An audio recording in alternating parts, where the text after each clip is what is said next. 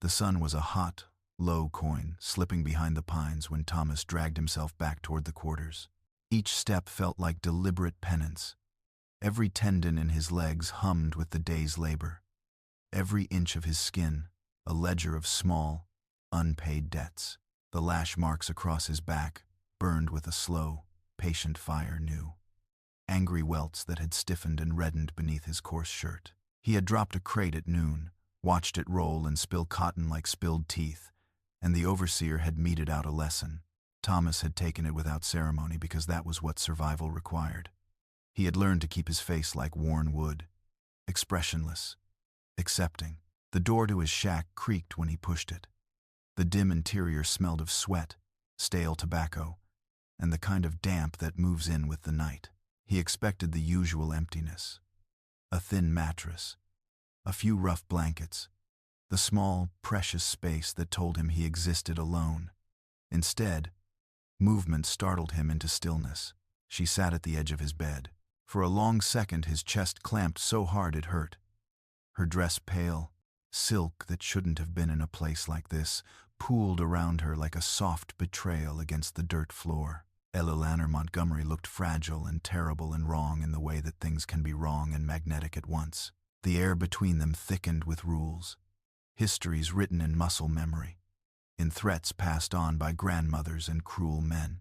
Being alone with a white woman on his sleeping pallet could get a man killed. For anyone watching, the position was a sentence without a jury. "Please, ma'am," he whispered, the words small enough to be a child's prayer. He kept his eyes fixed on the floor, on the pattern of splinters in the wood as though they might provide some answer. "I ain't done nothin'." Her voice came like a soft thing cutting through heat. "I know you haven't, Thomas." She moved like someone learning to speak softly in a foreign tongue. In her hands, which were steadier than she had any right to be, she held a small jar. It caught the last light and threw it back in a honeyed flash. Up close it smelled faintly of rosemary and lemon, of something extracted from the earth and coaxed into gentleness. She set it on the mattress and then stepped back, keeping safe distance, as if both of them were fragile things that might shatter if they touched. "Hide it," she said, as if it were a common-sense instruction. "If anyone asks, you found herbs in the woods." Thomas stared so long he felt his eyes go dry. No one in the big house had ever offered him a thing that didn't come with a lash or a ledger or leverage. In the fields, they were measured like tools. The master's wife, the mistress of the house, had always been a figure of polished distance, a living rule. That she had crossed into his little room at all was a fissure opening in the world as he knew it. He palmed the jar, like it might vanish. The salve's smell, green and bright, filled the cramped space and seemed to push open a place in him he had learned to keep locked. That night he sat on his pallet in the thin, wavering light of a stubbed candle and traced the slick varnish of the jar with a fingertip. The scent made him think of other things. Rain on warm soil. The quiet after a line of work is done right. It was ridiculous to feel like this over plant oils, and yet the sensation was simple and emphatic relief. A relief that had the shape of a question. Why? He did not sleep. He lay awake, tallying injuries, not only the mark on his back, but the small, hidden ones that no lash could score. The way the overseer spat names like coins, the hush of names spoken only in the dark. Ella Laner's visit became a repeating frame in his mind. The silk, the jar, the way she had not reached out to touch him but had offered something instead. It felt dangerous and enormous. By morning, the plantation had resumed its precise cruelty. The big house rose white and indifferent on its columned feet. The overseer had regained his thunder, and the fields were a grid of aching backs bent to a tireless sky. Thomas worked with his chin low, his palms remembering rope and gravel and the heavy rhythm of the plow. Even as the sun bled through air thick with heat, his mind drifted back to the jar under his straw mattress and to the shape of words he had been taught once and in taboo. She found him days later in the garden, parasol tilted like an ivory moon. Thomas kept his distance. There were too many eyes among the house slaves. Proximity was its own punishment. Still, she spoke in a way that made the world compress into a single, private channel. "There's a book," she murmured, not looking at him. behind a loose brick in the kitchen's outer wall. He froze. Books were contraband, occasionally weaponized. Teaching a slave to read could cost hands or blood. His grandmother had taught him letters with sticks in the dirt at night. He had learned to make a word dance before the sun could see. The memory of those nights, small lanterns, breath held as if the air would betray, made him both braver and more afraid than he had been when the overseer swung his lash. "Can you read, Thomas?" she asked. He swallowed and stammered something that clung to his voice. "Some," he said. It was the truth and also a careful lie. Enough to be dangerous, not enough to be considered a rebellion. She smiled. A small, private thing that did not belong in this place. "My father believed all men deserved knowledge," she said. The words landed like a gift. She turned her parasol and for a moment stood as if she could be mistaken for a woman less ensnared by the house than anyone would have guessed. "A book for you. No one else must know." That night, hands shaking, Thomas found the loose brick and the careful oilcloth wrapped weight behind it. Aesop's Fables. The cover worn thin, where someone had turned pages with reverence. It was ridiculous stories about cunning foxes and proud lions, and yet the illustrations unlatched something in him. He read by a candle that sputtered like a small, stubborn galaxy. The animals' tricks and the moral ironies felt like maps for living.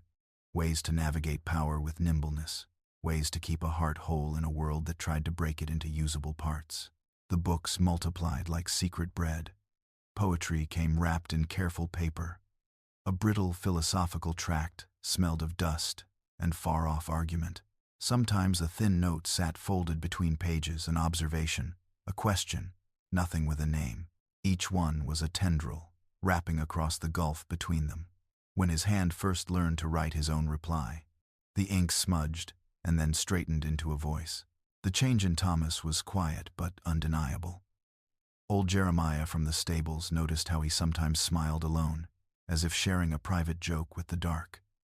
"You look like the cat that got the cream," Jeremiah grunted one day, and though the warning in his voice was thinly veiled, it held a concern that sat beside affection. "Happy slaves made masters suspicious," Jeremiah said, and Thomas learned the old man's counsel. Keep your joy small. Keep your mind safer than your body. Weeks bled into a rhythm. Work until the sun cracked, then books under the thin wash of lamplight.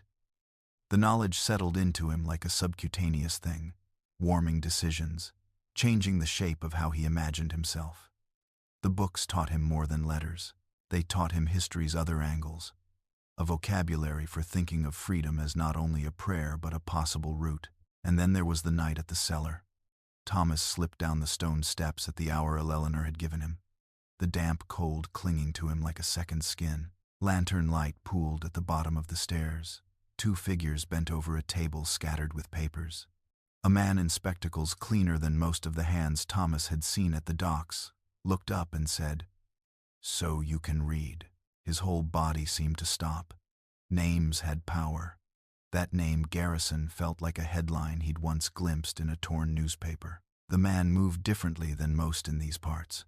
His eyes were sharp in a way that promised risk and unimagined possibility. Maps lay unfolded between them, fine lines like cartography for escaping a world with boundaries that had been considered permanent. "This is the Underground Railroad," the man said, pointing to the lines as if they were streets on a map. "Not a train, but a route. Safe houses, signals, people who will help. It moves north." Thomas listened and felt the air inside his ribs change texture. The words built a bridge out of the present, routes to places he had only read about in the margins of newspapers or in folded scraps of talk. There was danger here, raw and immediate. There were numbers that meant price and patrol schedules that meant death on certain roads. And then, quietly, Eleanor turned to him and said something that made the floor shift under his feet. "When my husband returns," she said in a voice that trembled around something far deeper than fear, "you may leave. With us. With them." Thomas's mind catalogued it like another piece of contraband. An offer, round with peril, threaded with impossible promise. He had tasted the word freedom only in paper and night. To taste it as possibility, shortened the distance between breath and yearning until his chest felt tight enough to crack. He could have walked away. He could have kept the jar, the books, the hidden pleasures of stolen letters. He could have gone on living his life in gradated pain. Instead, he stood there in the cellar, light from the lantern pooling across maps and worn hands, and heard something that felt like destiny speak in a quiet voice, a choice that would demand everything. When he left the cellar that night, the map folded against his chest like a new kind of contraband. The world seemed less absolute. The plantation remained what it had always been, a place of measured cruelty, a place whose rules were enforced by whip and word. But now, threaded through the fabric of daily survival, something improbable had taken root. A plan, a network of kindness and danger, and the knowledge that some people, against the world's decree, would help another person walk out of chains. Thomas climbed back to his quarters with the map hidden beneath his shirt, the salve under his floorboard, and a thought that would not leave him. Knowledge was not merely comfort. It was a way out, and someone had risked a great deal to make that way possible. He slept, for the first time since the lash, with a small, dangerous hope burning like the candle that guttered at his bedside. Night pressed heavy against the plantation like a held breath. The moon hid behind a haze of thin clouds, leaving the world washed in shadow. But the cellar beneath the big house burned with its own dim glow. Maps, notes, and a single lantern cast long, trembling shadows over the stone walls. Thomas stood there, spine stiff and heart pacing like a trapped animal, aware that each second in this room was a robbery from fate. Garrison leaned forward over the table, finger tracing the delicate ink strokes across the paper roots, snaking northward like veins leading away from a poisoned heart. "This leg here," he said, his voice low, "is the most dangerous. The swamp hides sound, but it traps you just as easily. With the wrong guide, you'll be lost to water or hounds." The lantern flicked, kissing Thomas's face with amber. He swallowed, fighting the instinct to step back from a world so much larger than anything he had dared imagine. Eleanor watched him closely, hands clasped at her waist. The gentle light softened her face in a way unusual for the mistress of a house built on cruelty. She did not look like privilege in this glow. She looked like a person pacing a tightrope she herself had woven. "Thomas," she said, "if anything about this feels wrong, you may walk away. No judgment. Walk away. From the possibility of choosing his own breath, from the invisible chains that held tighter every year. He could no sooner walk away from this than walk away from his own name. "I'm listening," he murmured. Garrison nodded as if he had expected that answer. He reached for a folded slip of paper at the edge of the desk and slid it toward Thomas. "This is your route. Read every detail. Memorize it. Then burn it. Fire cannot betray you the way a careless footstep can." Thomas's fingers grazed the paper, its edges soft and frayed. It felt like both a death sentence and a key. They spent an hour poring over terrain, the wetlands, the Quaker family on Heron Creek, symbol-coded safe houses, and signals marked with stones, lanterns, or scratched symbols, invisible to anyone but those who knew to look for them. At one point, a gust of wind rattled the cellar door, and all three froze. Breath caught in the hollow throat of the room. When silence returned, Eleanor stood straighter, as if reminding herself that fear was a cost already paid. "He comes back in 2 weeks, she said quietly. "My husband. When he does, Garrison will leave. When he does, Thomas, you could leave with him." Thomas's pulse stuttered. The words hit him like a physical blow. The fact that she spoke them aloud made them real. But Eleanor's voice shifted, thickened by something unspoken. "What I haven't told him," she glanced toward Garrison, "is that if Thomas leaves, I'm going too." Garrison stared at her, stunned. "Mrs. Montgomery, that's suicide." "No," she said, her tone steady with a clarity Thomas had never heard before. "It's a choice. My marriage was arranged. My husband is what he is. I am no freer than the people he keeps in chains. If Thomas runs, I run. Not because of him, but because I must stop being complicit in suffering I see daily." Thomas felt the room tilt. The sister of privilege had declared herself a deserter. He had no words. The weight of her confession landed in him like a stone thrown into water shock that rippled outward and wouldn't settle. When the meeting ended, Thomas returned to his quarters with a head full of maps and a heart split open by the idea that someone who had everything could choose to burn her own world down for a sliver of freedom. He barely slept. The next morning, the sun hammered down on Georgia soil with merciless intention. Thomas worked the fields with a forced blankness, every outward sign of thought smoothed over for the overseer's eye. But inside, everything churned. The roots, the warnings, the audacity of dreaming. Sweat ran down his spine, stinging the raw lines of his flogging. Every time he looked at the main house, its white columns seemed to glare with the blind arrogance of a kingdom built on stolen breaths. "Boy," the overseer barked, stepping closer. "You look like your mind's wandering. You forget what happens when you let it wander." Thomas jerked back into practiced obedience. "No, sir." The overseer studied him with narrowed suspicion. Something in Thomas had changed. Of that Thomas was certain. Knowledge had a way of altering posture, even when a man tried to hide it. "See that you remember," the overseer said, turning away. Thomas lowered his eyes again, but his heart would not be quiet.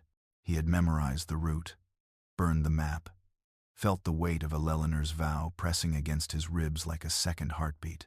That night, he slipped from his quarters, moving with the silence of someone carrying a lifetime of consequences on his back. He headed for the cellar again because there was more to say, more fear to unpack, more truth to settle. He never reached it. Halfway to the house, he heard two voices drifting from the open study window. Wilkes the overseer, and another man with a slick city accent. "Telling you, something's off with that Boston fella." Wilkes's voice cut through the dark, caught him talking to the field hands. Thomas froze behind the magnolia tree. Breath seized. The stranger chuckled. "You've got a good instinct. Northern agents are everywhere these days. The Massachusetts Anti-Slavery Society sends 'em south. Heard the name Garrison myself." A cold fist closed around Thomas's lungs. "He kin?" Wilkes asked. "Possibly. Either way, I'd send word to your master. He'll want to return immediately. Tighten your patrols. These runaways are getting bold." Thomas didn't wait for more. He slipped into the dark like a hunted whisper, breath loud to his own ears. In the morning, Eleanor stood in the garden giving instructions about mulch to a young house servant, voice perfectly measured. Not once did her gaze stray toward Thomas until the servant left. Her posture stiffened the moment they were alone. "What happened?" Thomas recounted the overheard conversation, keeping his head bowed for the sake of watching eyes. Her face drained of color despite her poise. "If they've sent for my husband," she murmured, "we have 2 days at most." Her voice broke for the first time. "We leave tonight." Thomas's heart thrashed against its bone cage. "Tonight? But the supplies, we make do." She turned away before he could argue. Panic lived at the edges of her eyes, but beneath it lay iron. "Find Garrison. Tell him to meet us at the Northfield Oak. Midnight." The hours that followed moved like smoke, every minute packed with tasks and concealed glances, and a dread so potent it shaped the air around him. When night finally swallowed the plantation in swaths of thick shadow, Thomas waited until Wilkes finished his rounds, lantern swinging, eyes sharp as nails, then crept from his shack with nothing but a small pouch. Inside were the only things he owned that felt like pieces of his soul. A stone from his mother, a torn page from a book, a stolen knife, and cornbread wrapped in cloth. The oak tree loomed in the distance, a dark monument silhouetted by faint starlight. Under its sprawling limbs, Eleanor stood in plain clothes, hair tucked beneath a bonnet, mud already on her boots. But she wasn't alone. Jeremiah stood beside her. Thomas stopped short. "Jeremiah." The old man gave a weary, knowing smile. "Miss Eleanor told me everything. Figured you could use someone who knows the swamp better'n the devils who hunt you." Garrison arrived moments later, breath sharp, spectacles smudged, carrying small packs. He handed one to each of them. "Light. Bare essentials. Speed is more valuable than comfort." Eleanor's voice trembled, not with fear but with the weight of what they were doing. "We go now." Thomas took one last look at the plantation, the only world he had ever known, and then stepped into the dark. They traveled fast, the night air thick against their skin. Eleanor stumbled on roots and rocks, but never complained. When she nearly fell into a ditch, Thomas grabbed her arm without thinking and steadied her, then immediately released her, instinct kicking in. But she caught his wrist, held it a beat longer than required. "We're equals now," she whispered. The words sank into him, warm and bewildering as a new language. The swamp welcomed them like a hungry mouth. Cypress trees clawed at the sky, their roots twisting like arthritic fingers. The water was cold and waist-deep in places, thick with mud and insects that buzzed and bit with manic persistence. Jeremiah led them with the sure-footedness of a man half his age, testing each patch of ground with a stick before stepping forward. "This place kept me free for days at a time once," he said quietly. "Could have run then, but I had family. Freedom ain't freedom when it means leaving your blood behind." The swamp swallowed their progress. Hours dragged. Hunger clawed them. The dogs in the distance barked at shadows. At midday, they rested in a thicket dense enough to hide an army. Eleanor tore her sleeve, scrambling through briars earlier, and now tied the fabric around her blistered palms. Her face was streaked with mud and sweat, hair tangled, but she carried herself with stubborn fire. "Your husband will be furious," she said, half to herself. "He'll send hunters.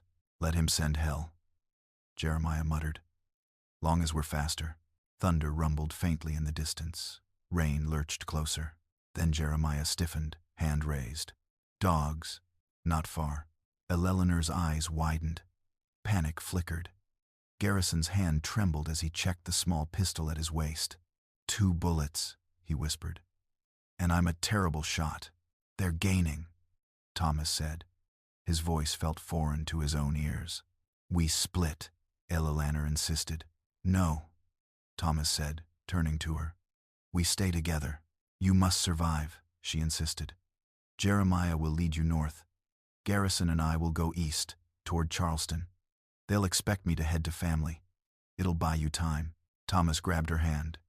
"It's too dangerous." Her grip tightened. "Living without freedom is more dangerous." The dogs barked louder. Closer. Garrison shoved a compass into Thomas's palm. "Heron Creek, compass north. If we don't meet you there in 3 days, keep going." Jeremiah tossed Garrison a pouch of swamp mud and pepper to confuse the dogs. "Don't waste time. Go." Then Eleanor did something that shattered the rules of the world they fled. She hugged Thomas quick, desperate, human. "Find your freedom," she whispered against his ear. "Someone has to live to tell the truth." Then she and Garrison crashed through the underbrush, drawing the noise of pursuit. Jeremiah put a hand on Thomas's shoulder. "We move." Now. They headed north. Hours turned into miles.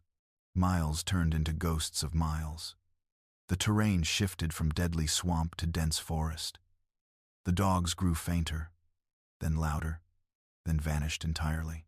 At dawn, near a ravine too deep and wide to cross, Jeremiah made a choice. "They're gaining again," he said. "I can hear it in the birds." Thomas froze. "What are you saying?"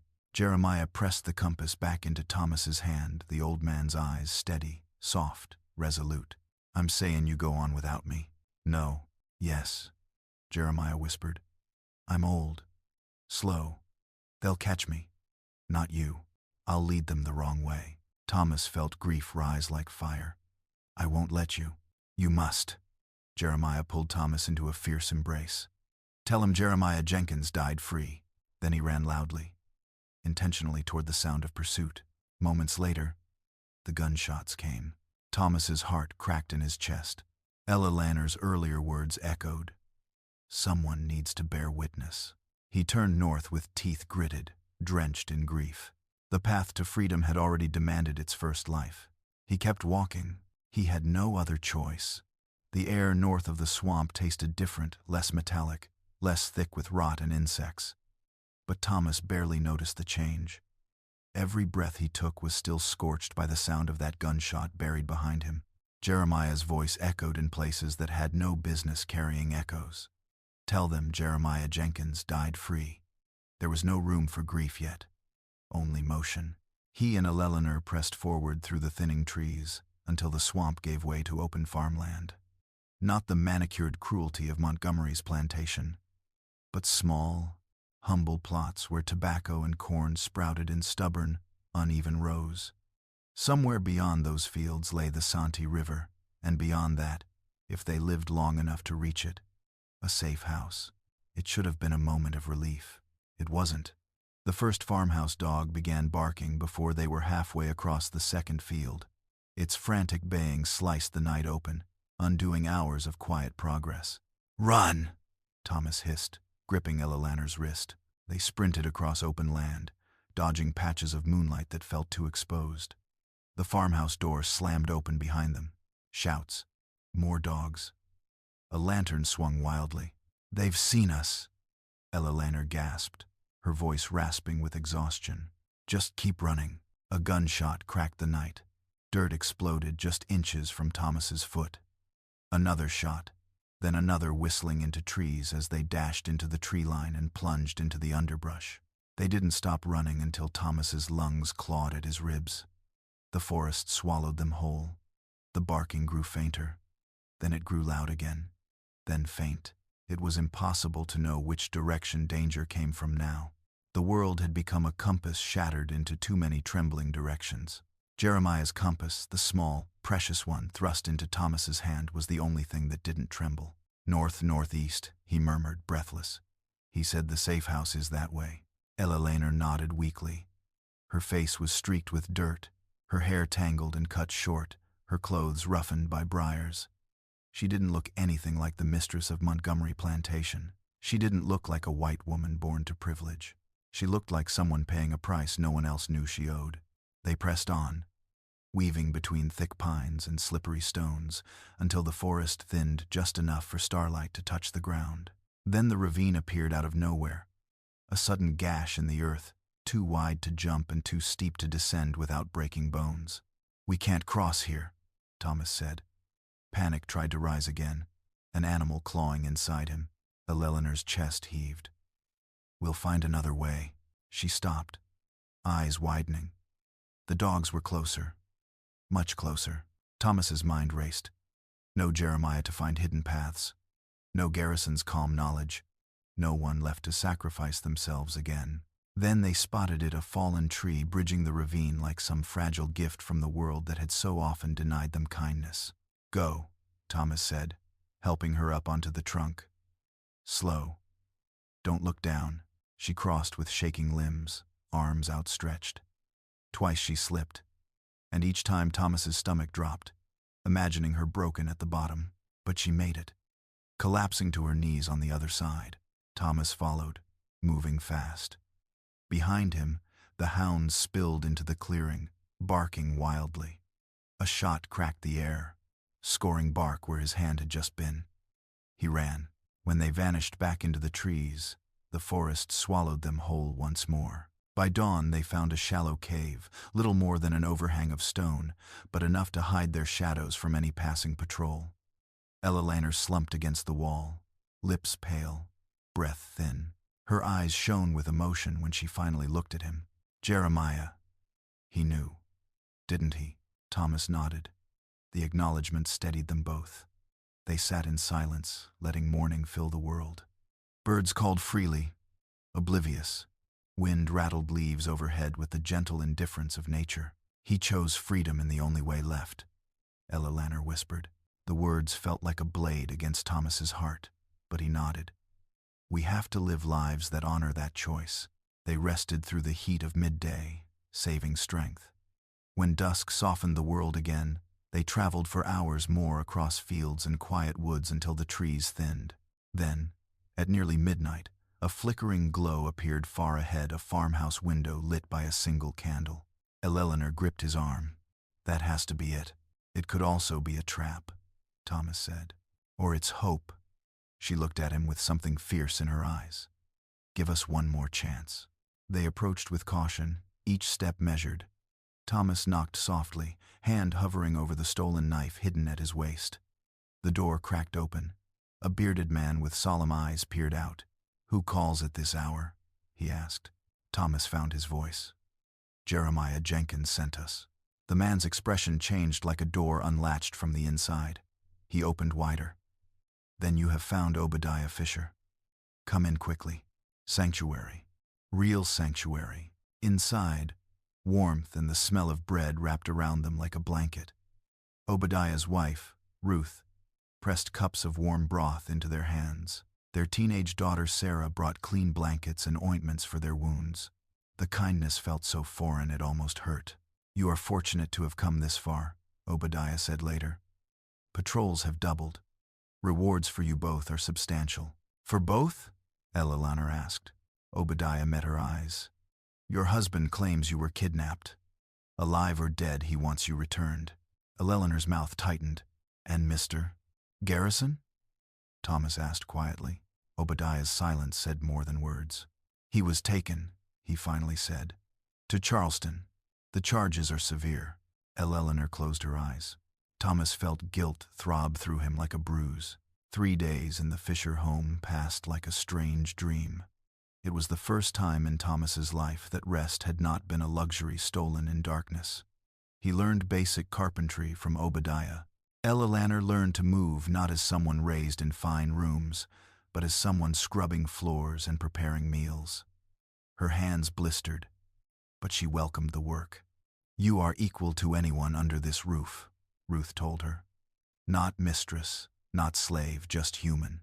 Eleanor nearly wept at that. On the 4th day, a visitor arrived, a well-dressed man with sharp eyes and a posture honed by academic halls. "I am Dr. James Wilson," he said. "I work with abolitionist networks in Charleston. I've brought news." He laid a newspaper on the table. The headline roared like thunder: "Abolitionist Garrison to face execution." Eleanor's breath left her in a single shuddering exhale. Thomas felt the world narrow to a thin, trembling line. "There is a chance to save him," Dr. Wilson said. "But it requires you." She looked up sharply. "Me? Your testimony could prove he did not kidnap you." "Without it." He didn't finish. He didn't need to. Thomas felt cold rise through him. "She can't go back," he said. "Montgomery will. He'll have no legal right to harm me." Eleanor interrupted. "Not publicly, but privately. That's a risk I must take." Her voice trembled but didn't break. "We cannot let a good man die for trying to help others." Thomas felt something desperate claw up inside him. "I'll go with you." "No," she said, voice suddenly sharp. "If you return, they'll kill you. I won't let you go alone. You must." Her hand found his thin fingers, cold at the tips. "You have a life waiting north. A future. Mine is uncertain, but yours doesn't have to be." He hated her logic, hated its truth, hated the quiet fire in her eyes. That night, Thomas found her sitting under the stars behind the farmhouse, looking strangely small beneath the endless sky. "You decided," he said. She nodded, tears shining but not falling. "I must go. For William, for myself, for everyone we left behind." Thomas sat beside her, his heart heavy. "Promise you'll come back." She took his hand. "I promise to try." The moon cast pale light between them. She leaned in, hesitant, gentle, and her lips met his.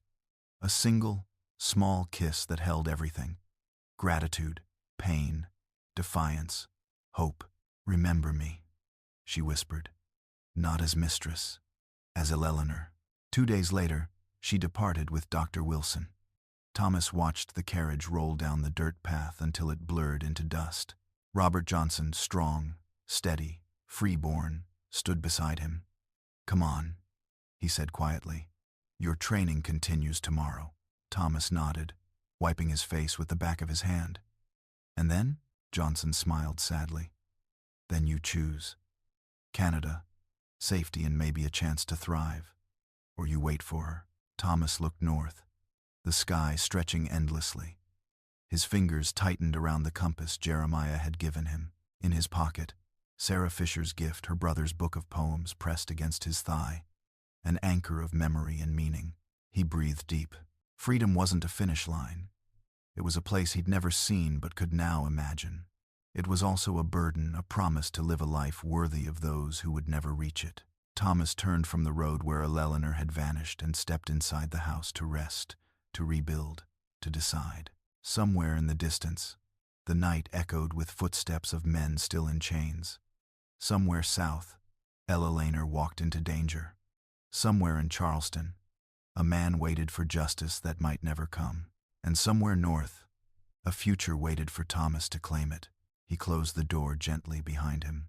A new life, unwritten and unforgiving, had already begun.